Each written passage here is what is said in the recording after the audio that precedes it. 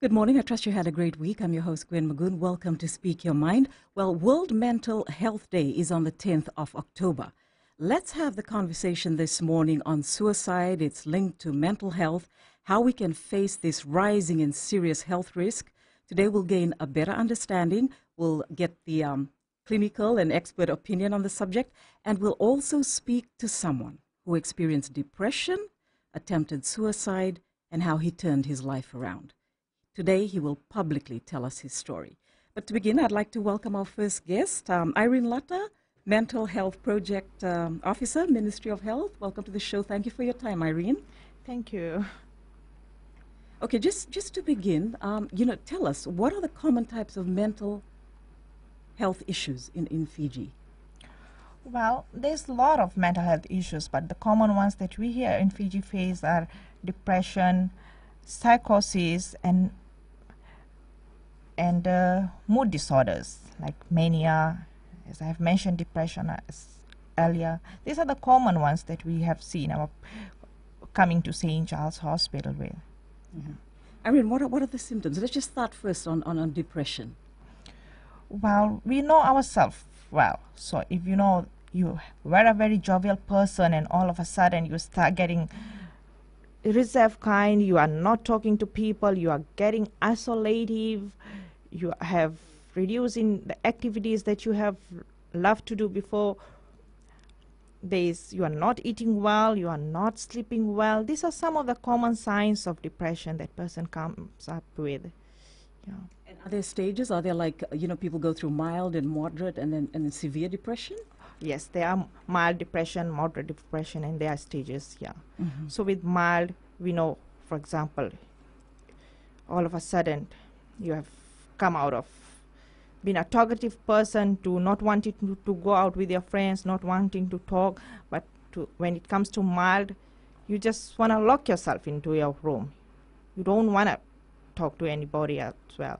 So these are the times when family intervenes. We should intervene. And the only time we intervene, one can intervene, is when they know the signs and symptoms of these things. Yeah.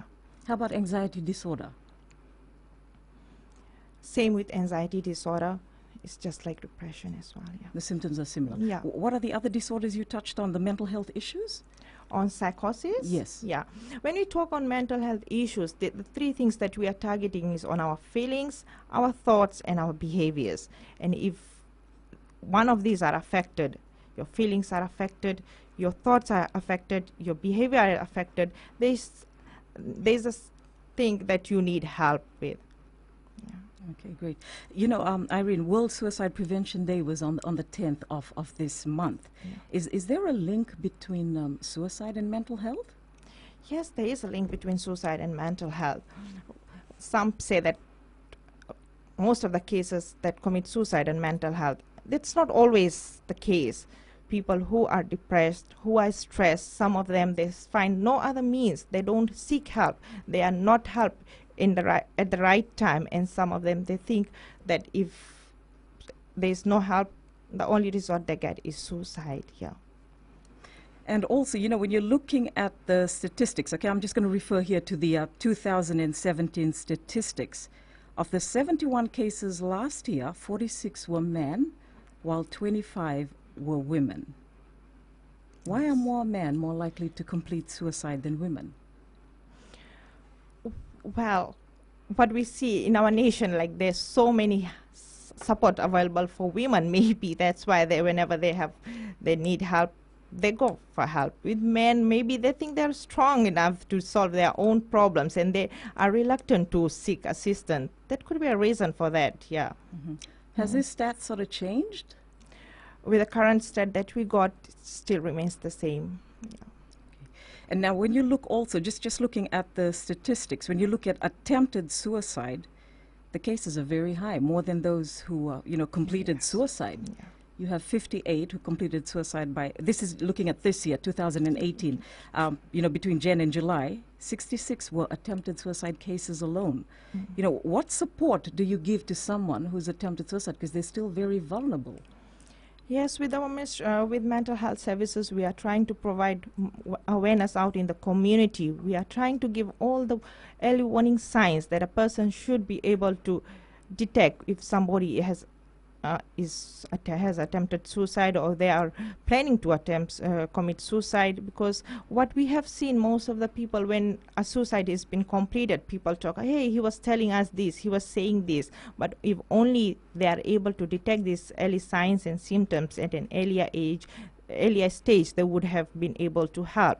But with those that have attempted, like, we try to provide support. We try to visit, we have our community mental health team. We work together with other stakeholders who provide services through counseling, through one-to-one intervention with the family, if the person needs that, we also provide those services, yeah. Mm-hmm. Irene, you're here today to publicly discuss, mental health issues. I need to ask you, where do we stand as a country in terms of mental health problems? Are we still misunderstanding it? I would say there was a time that mental health was not given that much priority, but coming up now, we have moved up. Yes, mental health has been recognized by our country, in the community, in the workplace. Working at the wellness center, we are now getting invitations from communities, from organizations, from institutions to provide awareness on mental health. That shows that people are recognizing the need of mental wellness in their own setting. So I would say, yes, mental health has come up now, and people are recognizing the importance of mental wellness in their lives. Mm-hmm. That's good that they're prioritizing mental health, and you're at the forefront of it. Yeah, like yesterday we had a business house coming in. We want somebody from Ministry of Health to come down and talk to our staffs, our executive levels, on stress management, on mental wellness, on mental health. And we were so happy. I said, okay, this is one of the big companies. They are recognizing mental health. They are recognizing the importance of mental wellness, the need for mental wellness for their staff. So yes, I would say in a country we are coming up. On Speak Your Mind, our guest is Irene Latta, Mental Health Project Officer, Ministry of Health, and we'll continue our discussion after the break.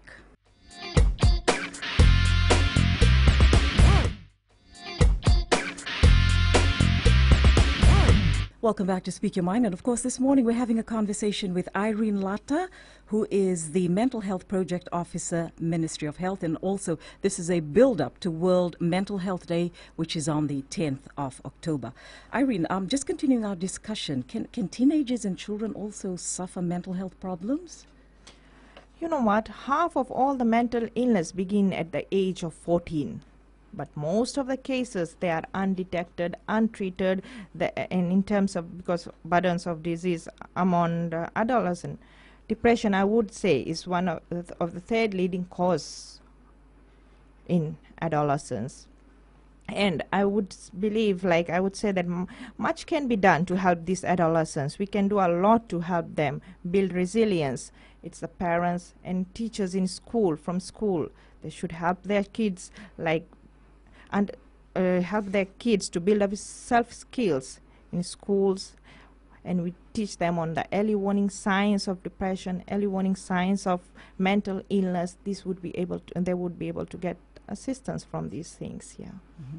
Irene, when we're talking about mental health issues, at what point would St. Giles step in to help assist the person? Let's say if they're having a mental breakdown, is it the family that decides, or the police, or the doctor? Okay, we at Mental Health, we try to minimize client ending up in St. Giles Hospital. So what we do, we have our nurses and doctors out in the public health. We have them at various, all our healthcare facilities. We have nurses and doctors that are trained in mental health gap. They should be able to assess cases, manage cases at the community level.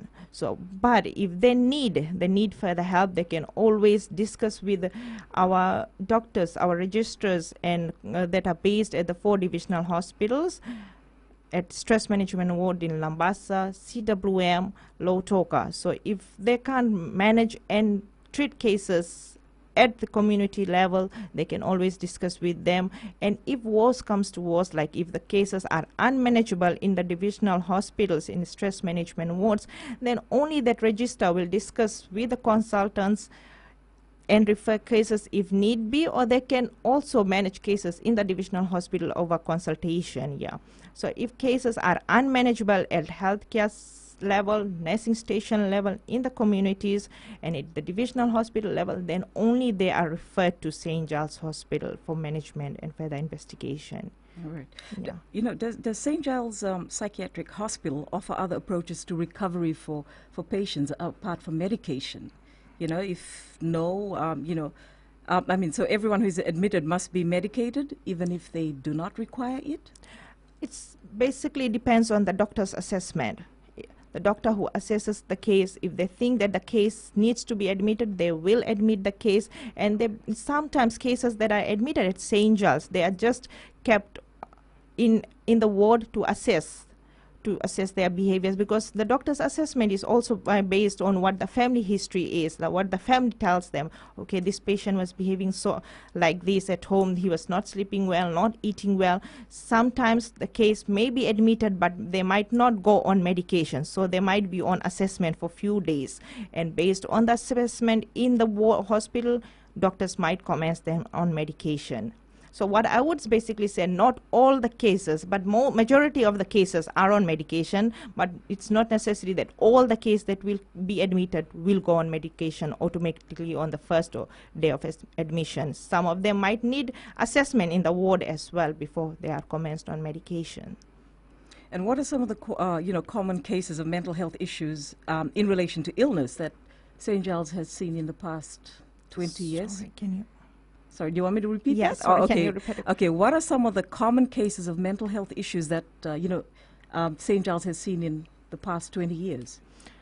Common issues are psychosis, like I've mentioned, depression, mood disorder cases, yeah. Mania, all these are the common cases that had been seen at St. Giles. Yeah. And is there an increase in admission or just people coming in for treatment? Yeah, there is increase in admissions and people coming in for treatment as well, yeah. Mm-hmm. Are people more readily coming in, like, are they coming in to access the services?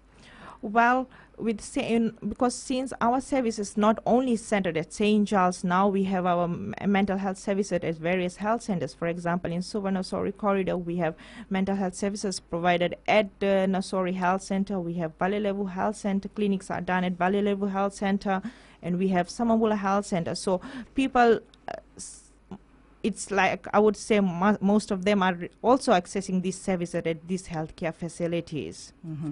And, with people seeking treatment, when you look at the issue of stigma, people can't just casually say, I'm going to St. Giles, like they would if they're going to a dentist, Let's talk about stigma as a barrier to, getting help.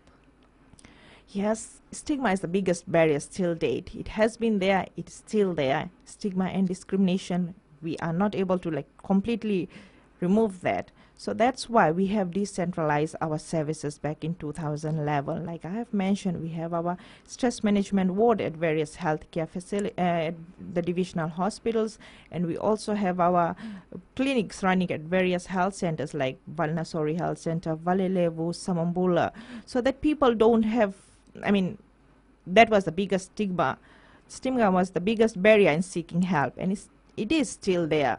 So we are trying to reduce that by decentralizing our services at coming down to healthcare facilities. Mm-hmm. Irene, tell us, what are your plans for World Mental Health Day? Yes, since we are into the month of October, this is World Mental Health Day month, as globally mental health is celebrated on the 10th of October, like you have mentioned, but we have left this month open for for Mental Health Day programs. Like, it is not just only for this month. We have programs throughout the year, and it's an ongoing thing. And this year, our national event, we are planning to mark it at Lambasa, Civic Center, Lambasa, on the 12th of October. Since it falls on the 10th of October and it's together with Fiji Day, we have programs for Fiji Day as well. And like this year's theme is focusing on young people and mental health in a changing world. So we want to target our youths, our school students as well. So that was the main reason that we held it on the 12th, so that it doesn't fall on a public holiday. Apart from that, we have other events in other subdivisions. Other divisions will be coming up with their programs, awareness programs out in the community, visiting schools for mental health and suicide awareness, and together with our stakeholders, they will be, I think they are their guests today as well. They will be having programs as well. So the major national event is celebrated in Lambasa on the 12th of October. So if you are around, do come join us on the 12th of October. I wouldn't be touching more on the program for the day because I want it to be as the program for the day.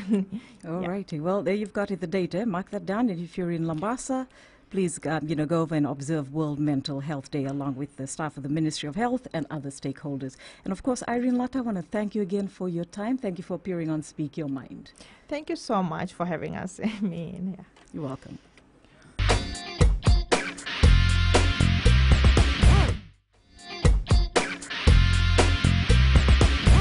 Welcome back to Speak Your Mind. And well, this part of the segment, we will be speaking to Jerry Merkula, the Crisis Support Officer of Lifeline Crisis Line,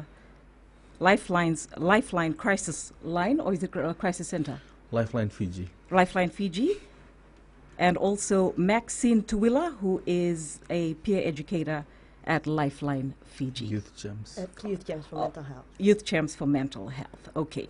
Now, to begin, Lifeline Fiji, okay, the number is 132454.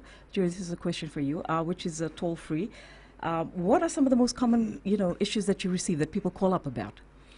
With the call from Lifeline Fiji, just to mention before we start off, we have received more than 700 calls from January till last month, and the nature of calls that comes in, it varies. Some of them with relationship problems, some calls, parents calls for behavioral issues within kids, some call in with going through financial difficulties.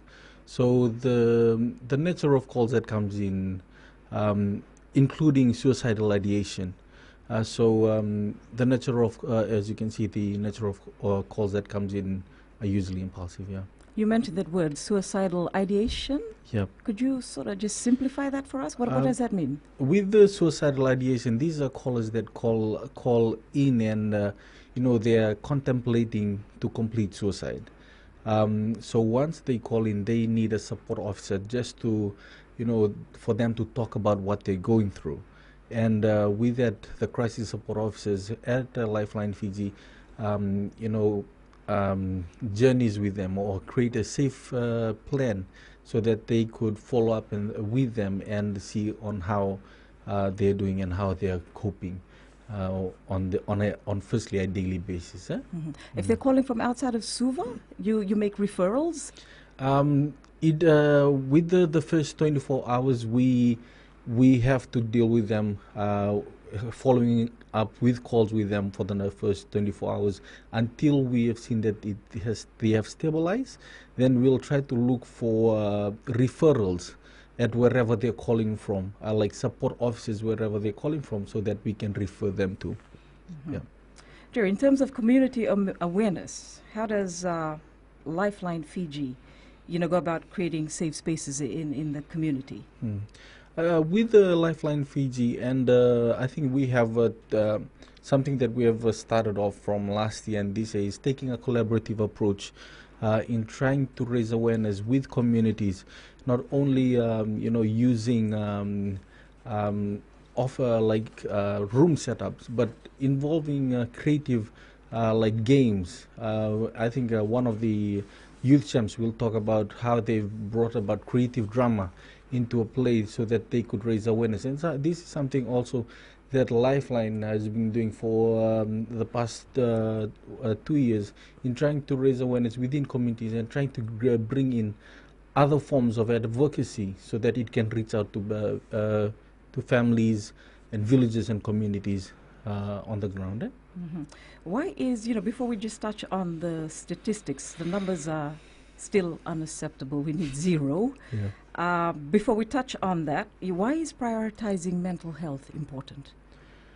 There's always a saying that there's no health without mental health.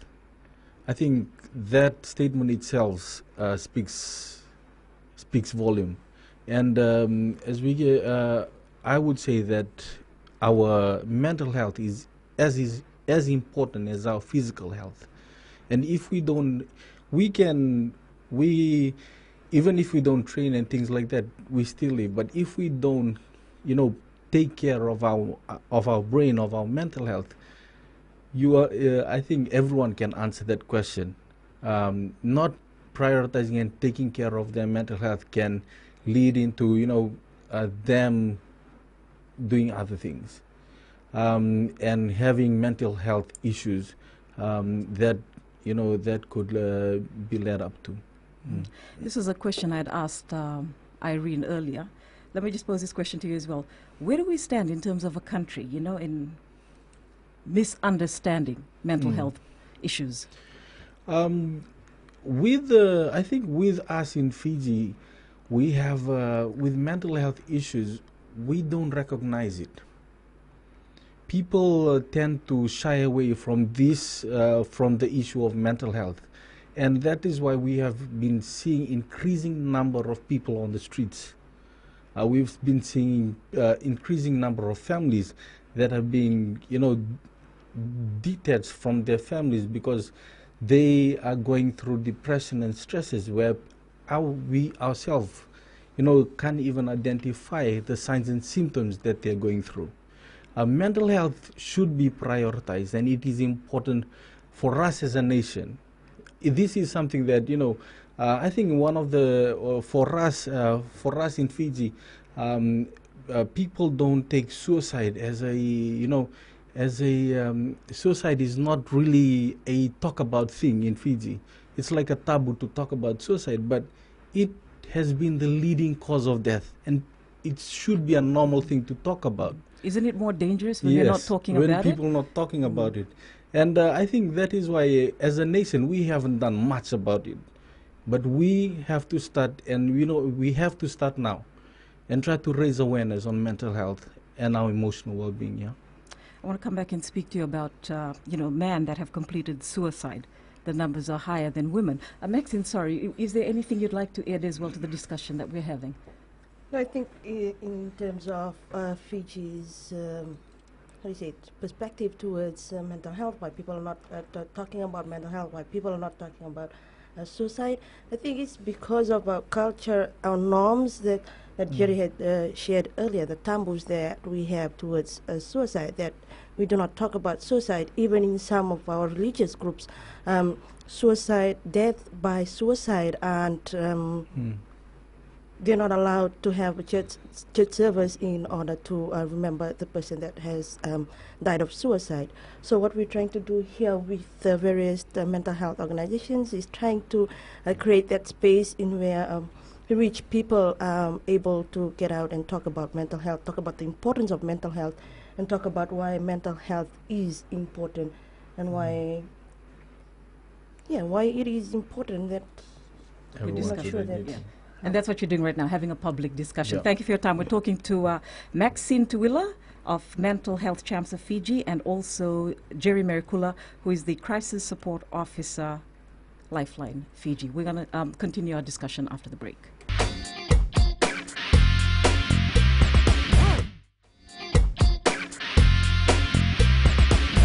Welcome back to the show. This is Speak Your Mind on FBC TV and also on Gold FM. And of course, we're having a discussion this morning with Jerry Merikula, who is the Crisis Support Officer, Lifeline Fiji, and also Maxine Tuwila, Youth Champs for Mental Health. Okay, I know there's a Silent Stigma campaign that's coming up. Maxine, you're going to be touching on that with us. Jerry, I just wanted to ask you, the shocking number, twice as many men completed suicide compared to women. I'm just looking at last year's statistics. Of the 71 cases last year, 46 were men, while 25 were women. Why are more men likely to complete suicide than women? Gwen, I think that is a good question, not only in Fiji, but globally as well. As we look, there has been a lot of men completing suicide. And in Fiji, I think one of the reason is because we don't have support networks in place in Fiji that men could reach out to. And also it goes back to our just our ways of life, while like what we are brought up with. We as men, we are told not to cry. As men, we are told that we have to man up when we're going through things, and that is something that we have brought with us when we grow up and having a family and going through things. We are taught to bottle things up and not to show emotion when we are going through things. And I think that is one of the leading, that is why men have been more vulnerable in completing suicide, because it's just the way that we were brought up, that we are not allowed to share about what we go through. With Lifeline Fiji, that is the same thing that we have found out from last year and this year, is the number of calls coming in from males. And I think for last year alone, we collected about 7,050 calls.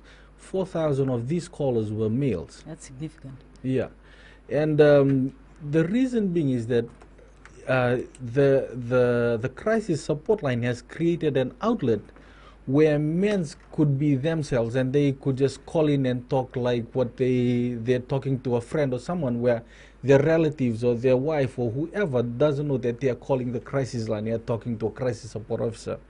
And I think that is one of the reasons. And just to go back with support system, and with support system, I think that we have shied away on, having our structural place within communities, within villages, where, we can talk freely about what we go through.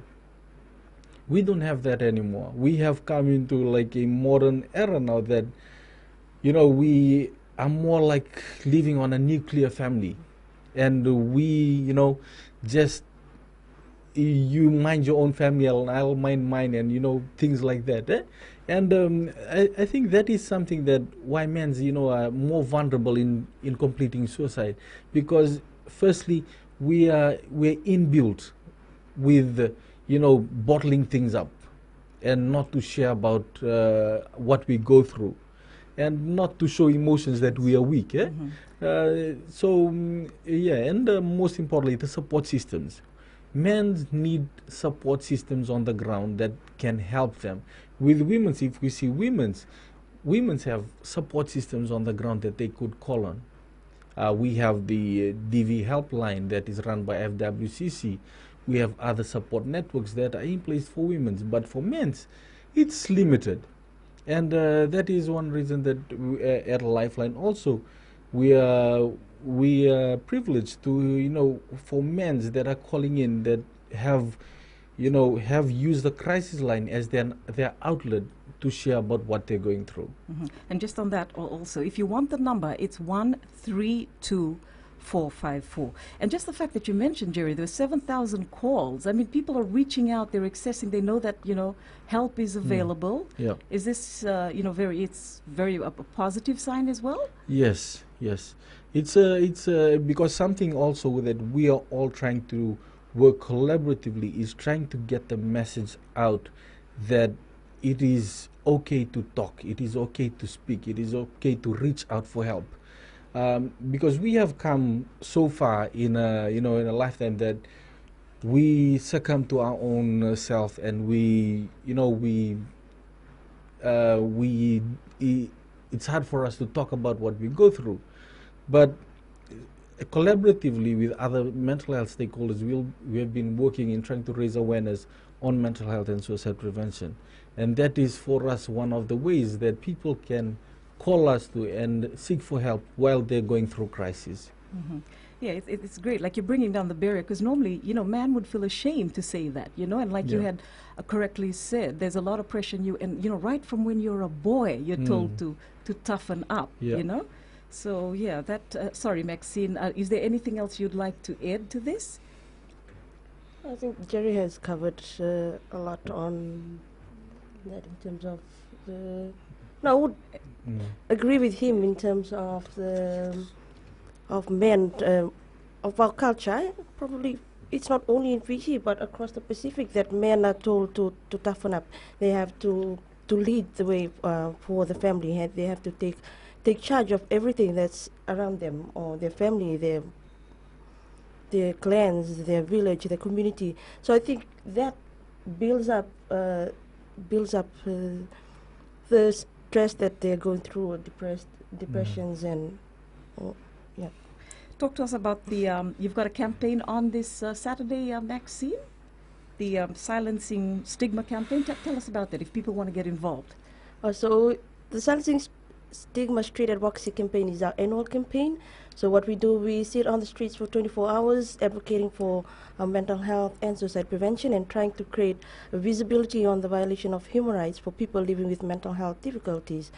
So we sit on the streets with our mouths taped, with the word stigma written on it, and with positive messages on our placards, and just trying to send out hope messages, and sharing messages of hope to the public, and letting them know that there is always help available, that there is someone out there who cares for them, and if they need help, they can always reach out.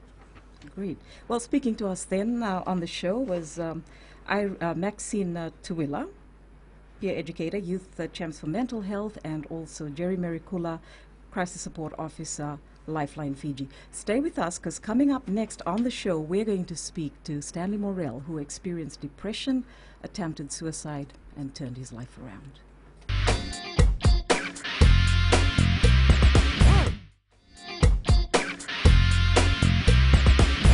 Back to Speak Your Mind, and of course our in-studio guest is Stanley Morell, professional hair and makeup artist. Welcome to the show, Stanley. It's nice having you. Thank you, Gwen. Okay, now, we were talking yesterday. Yeah. Now, when you look back, 1 year, it's hard to believe that you almost gave up on your life. So I want you to tell us your story, and the story of your recovery as well. Okay.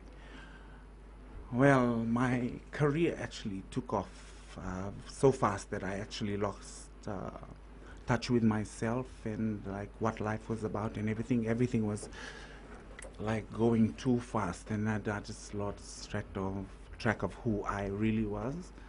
And there was substance abuse, alcohol, and most of those things like really made me get all those the symptoms of everything. Mm-hmm.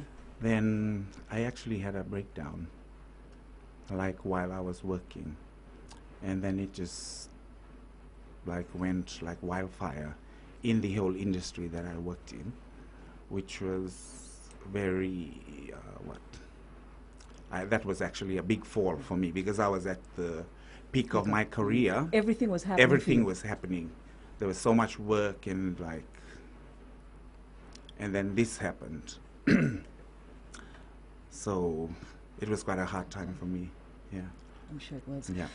Was your depression triggered by, was it a distressing life situation that you were going through? No, actually, what really happened was like, what started off was the shame of being so well known for something that you love doing, and then suddenly be thrown into this situation. That was the first thing that I actually went through, was the shame of just seeing anybody. So that shame led to depression, where you just actually just don't feel like going anywhere. I just hibernated and just like got away from the whole social media scene. And it was quite hard. It was one of the toughest like times in my whole life. But to get back, I really went to the edge where I actually wanted to take my life. But then I sat there on the beach that morning. Then I looked at all the, like how my life was, and like where I started from, humble beginnings. And I said, why do you want to take your life? Everybody makes mistakes, but it's how you pick up yourself and deal with your situations head on. That's what I did. I just stood up, and then I said, I'm going to sort out everything and get my life into perspective. And that's exactly what I did. 1 year, it took me exactly 1 year. My 40th birthday, I felt liberated on my 41st birthday. It was like so empowering just to feel that joy of releasing all the negative things that were instilled in me by society and people judging you and everything. Like, I really sat down, like in that period of time, I really found out the true meanings of the virtues of life. You know, like, I used to know it in my past life as just this. But then when you go through the situation, it actually makes you reflect and look deep down inside you to really know the true meanings of everything, like love, faith, hope, patience, forgiveness. So it was a huge transformation for you. It was a huge transformation, and like, my name in the industry is the transformer, you know, like, it was like such a coincidence for me to transform my own self. But that was necessary for your recovery? I had to. It was like reflection and clarity. You know, like because life can just be so, you know, caught up with social media and everything. Your whole life gets dictated by society. You know, when actually you make your own happiness. Happiness is supposed to be about what you feel happy about. No one, even you wouldn't know my happiness. Happiness has to be something that you own. It's your own. So I felt I was ready to just share to the world my experience on my 41st birthday, which was the 30th of August, when I actually came back to social media, but in a better and positive way. Like, I came back, like I said, I think my calling was to come back and talk about an issue that's always been swept under the carpet in the Fijian community, and I'm Fijian. So I just think it takes, tremendous strength and courage. You know, it takes courage to go through a scary experience like that, Yeah. to come out of it, and to be sitting here and discussing your story with the public. yes. This is so amazing. But I feel like it's the right time to talk about it, because I grew up in Suva, and you know, like how they would have the Hibiscus Festival, and they would have the whole festival based on the theme, mental issues, you know, mental health issues. But then after the festival, it just gets swept under the carpet. It really didn't hit me then until I had to go through the whole depression, the suicide, and the mental issues. Like, it really hit me, and then I said, you really need to look at yourself and which path you want to follow. Some of the demons that I've let go in my life, one of them was alcohol. Right, yeah. Can we just talk about that a bit, Stanley? I started drinking when I was 14 years old. 26 years of, I would call it substance abuse.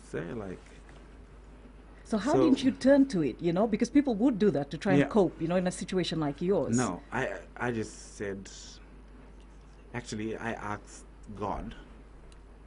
That's when that was my test of patience.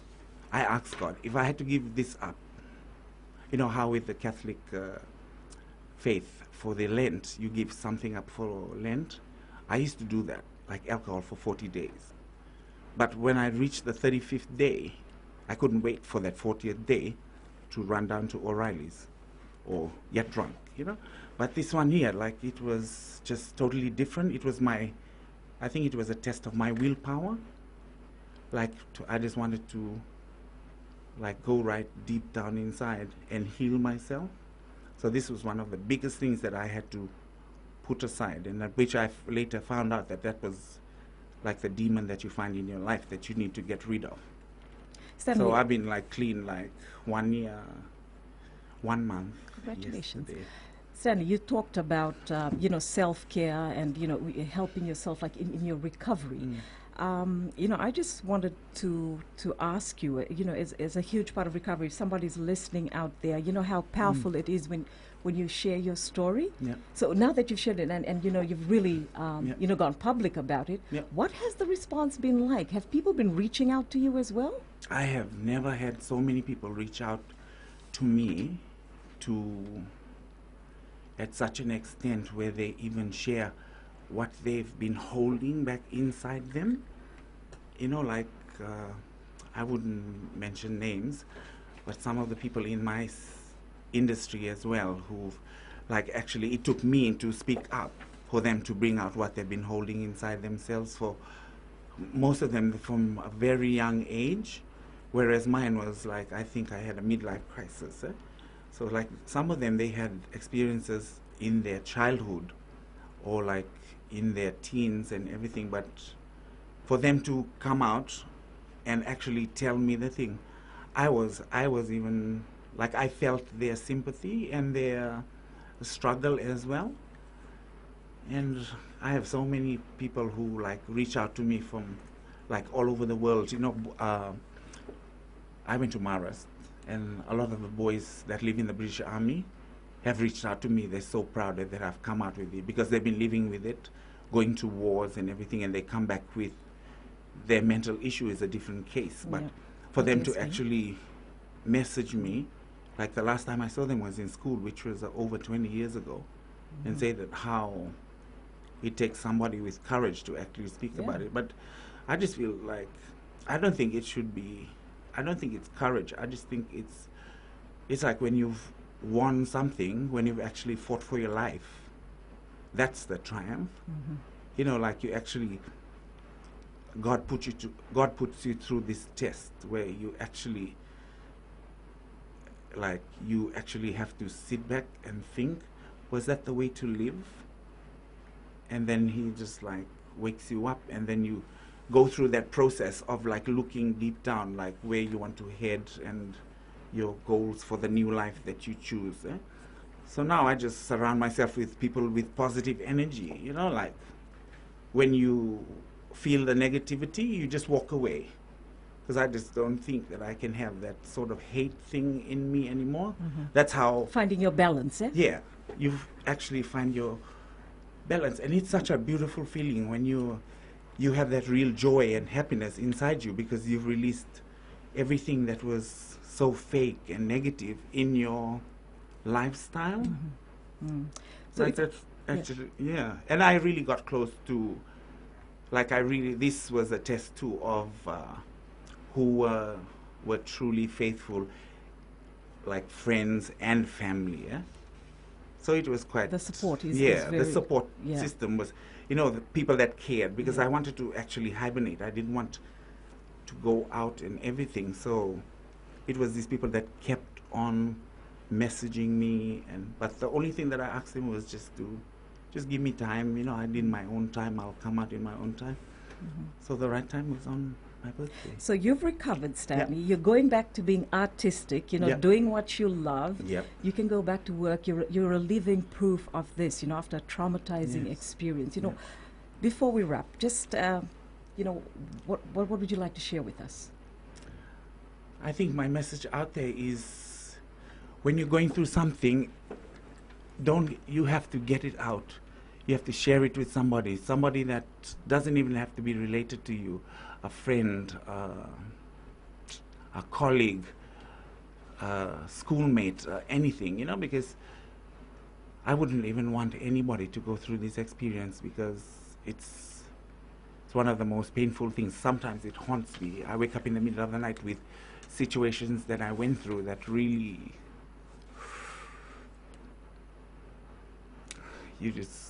it's a feeling, it's too hard to express. So that's all. It's best you share with somebody, and it's a support that you get from people that really brings you feel that you're loved. You're still worth it. There's hope for you. Because most of them do that they do the suicide thing because they've lost hope. You know, to them they feel worthless. That's why they do it. But I was at that stage. But then I had a vision of my brothers and my mom. So I said, why do I do this? You know, like, what would they think of me? You can die and just leave all your problems to, you know, like, you have to face them. So I said, right. The impact it has on Yeah, those who love you. on those that love me. So it was really, I stood up and I said, yes, I'm going to do it. And I did it. And thank you for doing it. You're here Yes, today. You're publicly I'm here today telling and us your story. Really? Yeah. Thank you so much, Stanley, for Thank you, Gwen, for joining us. having me. You're welcome. This is Speak Your Mind, and of course we're wrapping our show speaking then to Stanley Morel. Well, you have a great week ahead, and of course I'll join you again next Tuesday.